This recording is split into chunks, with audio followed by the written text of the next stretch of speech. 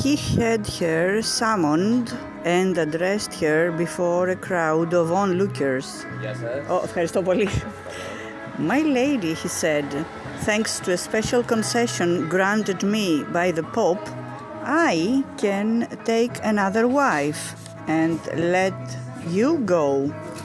Since my ancestors were from the high nobility and the lords of these lands, whereas yours have always been laborers, I intend that you should no longer be my wife and should go back to Giannucolo's house with the dowry you brought me. After that, I shall marry someone I've found who will be appropriate for my station. Hearing this, the lady had to make an immense effort, one beyond woman's natural capacities, in order to keep back her tears. My lord, she replied, I always knew my lowly origins, in no way accorded with your own nobility. I was glad to attribute to God and to yourself the position I have enjoyed with you. I have never thought it something I had been given, or treated it as anything more than a loan. Your wish is to recover it. I must make it my wish to let you have it, and I am happy to do so. Here is the ring with which you married me. Take it.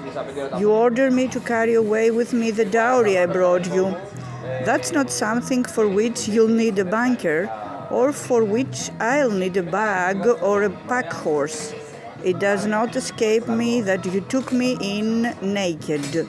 If you consider it decent for that body, in which I carried the children you fathered, to be seen by all and sundry, I shall go away naked, but I beg you that you let me have some payment for the virginity that I brought here, and do not take away again by allowing me, over and above my dowry, to have a single shift to wear.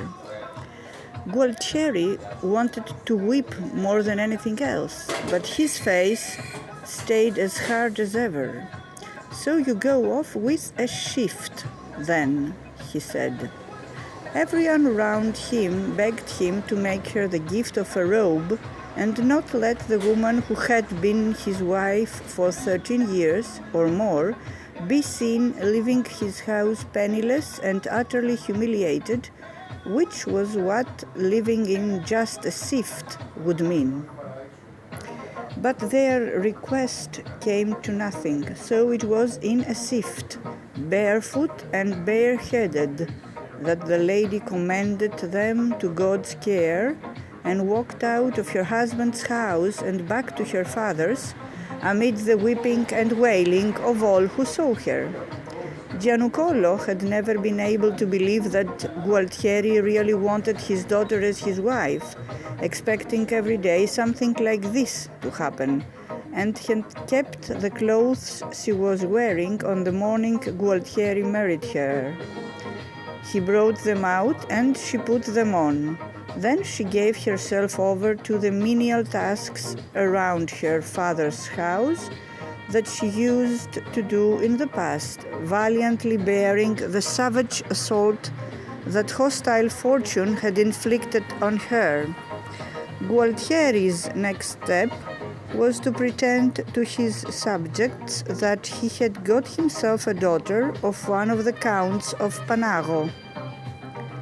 In the course of the grandiose preparations for the marriage ceremony, he sent for Griselda to come and see him.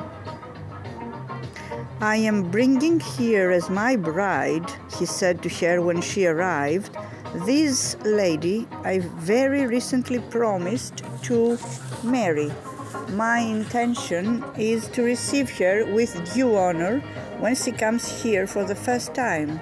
You're aware that I don't have ladies in the house who can spruce up the rooms and do all the things required for a festive occasion of this sort. Since you know better than anyone else how this house works, sort out what needs to be done and also invite a welcome party of ladies you think suitable and receive them as if you were the lady in charge.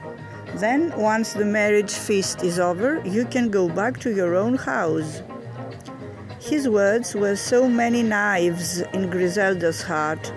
She had never been able to abandon the love she felt for him in the way she had let go of her good fortune. "My lord, I am willing and ready," she said. And so, in a makeshift dress of thick, rough cloth, she went back into the house she had left in just her shift not long before, and began sweeping the chambers and tidying them up, fixing hangings and drapes in the halls, and getting the kitchen ready, doing every single thing with her own hands, as if she were nothing but a mere servant girl. Nor did she stop till she had everything as neat and orderly as the occasion required.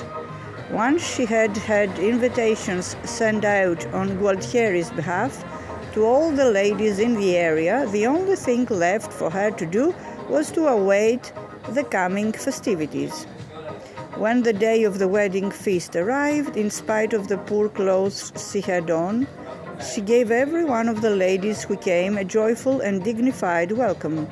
Gualtieri had taken care the children should be properly brought up in Bologna by his female relative, who had married into the house of the Counts of Panago.